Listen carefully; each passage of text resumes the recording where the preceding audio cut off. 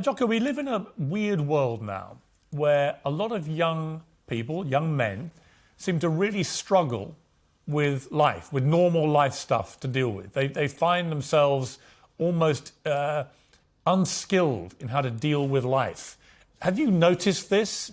What do we do about it? No, I would say, Pierce, that I hear about that, but I don't see it when I go around and actually talk to people. So I have a consulting company. We do leadership consulting, and we work with all types of different industries, everyone from construction companies to energy companies to financial companies and everything in between. And so I'm out all the time talking to companies across the country, and I'm meeting these people. I'm meeting young men and young women that are out there 20, 23, 25 years old.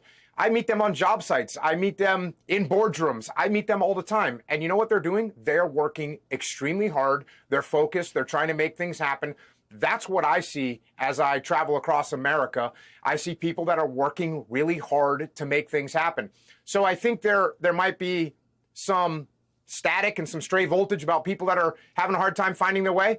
I think those people have always existed. I mean, you can go watch movies from the 50s and 60s and 70s and 80s and 90s. There's always stories about people that are between the ages of 15 and 20 that are having a hard time figuring out what to do with their lives.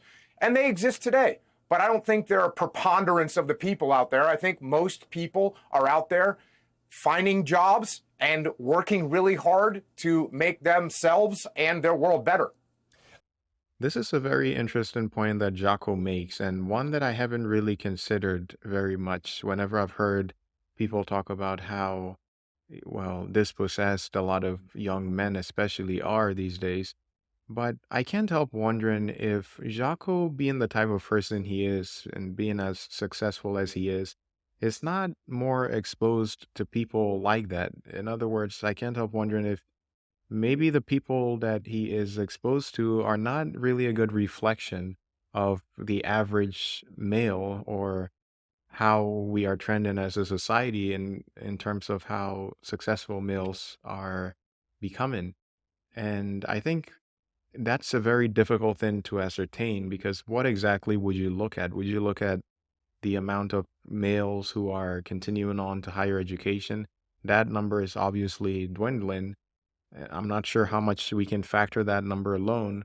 If we look at, the homeless population and how many of those are accounted for by that demographic of 15 to 25-year-olds and males in particular, I don't know what the statistic is off the top of my head, but I'm pretty sure it would skew more towards the males. But then we have to account for, historical comparisons, and then it gets murkier and murkier. So I'm not exactly sure how anyone can get to the bottom of such a question. On one hand, it's easy for me to think that that is the case because technology has exacerbated so many of the problems that human beings suffer. In many ways, we have to try to find ways to deal with the constant pressure of wanting to fit into a world that is not local anymore, a world that is at our fingertips. And, we're comparing ourselves to people across the globe. And, there's a lot of talk about suicide rates. That's yet another number that we could look at. To Jacques' point, I think there could also be a high likelihood that this is just a motif throughout time immemorial where people of that age, 15 to 20 or 25, are trying to figure out life. That's just the nature of being at that age.